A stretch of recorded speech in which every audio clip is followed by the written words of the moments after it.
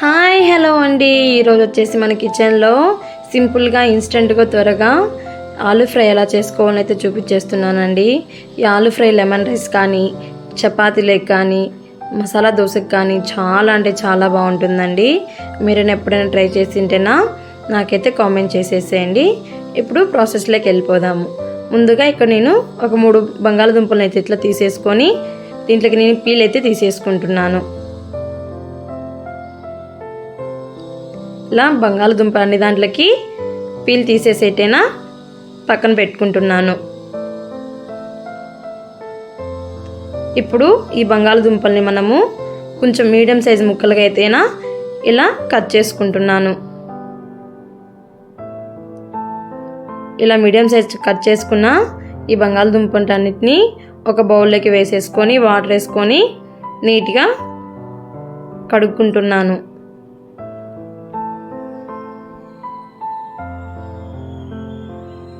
ఇలా వాటర్లో ఒక 2 టైమ్స్ కడిగిన తర్వాత స్టవ్ మీద పెట్టేసుకొని ఈ బంగాళదుంపలను అయితే మనము ఉడికించుకుందాం.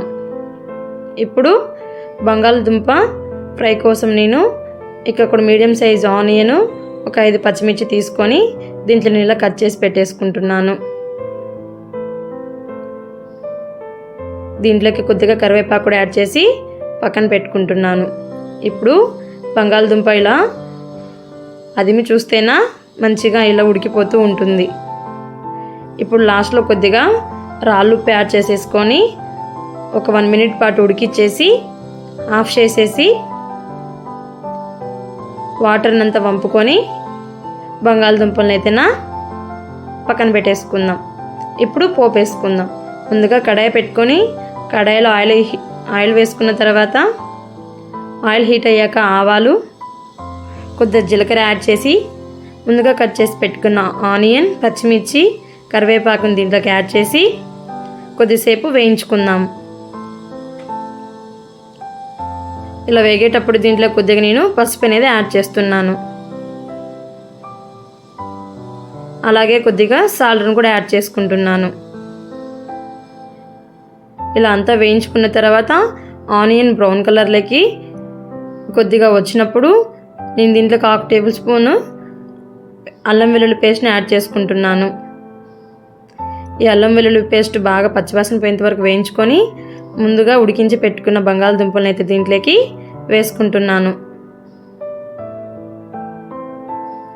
ఇలా వేసుకున్న బంగాళదుంపలన్నింటిని బాగా మిక్స్ చేసేసుకొని ఒక 2 నిమిషాల పాటు బాగా వేయించుకుంటున్నాను. ఇలా 2 నిమిషాల పాటు బాగా వేయించుకున్న తర్వాత అక్కడక్కడ కొద్దిగా బంగాళదుంప అనేది స్మాష్ చేసుకొని కొద్దిగా గడ్డలుగా పెట్టుకుంటున్నాను. ఇప్పుడు దీంట్లో కొద్దిగా కొత్తిమీర యాడ్ చేసేసుకొని ఓసారంతా మిక్స్ చేసేసుకోవడమే. అంతేనండి, ఎంతో రుచికరమైన బంగాళదుంప ఫ్రై అయితే రెడీ అయిపోయింది. ఒక బౌల్లోకి సర్వ్ చేసేసుకుందాం. మీకు కానీ మన వీడియో నచ్చినట్లయితేనా లైక్ చేసి షేర్ చేసి సబ్స్క్రైబ్ చేసి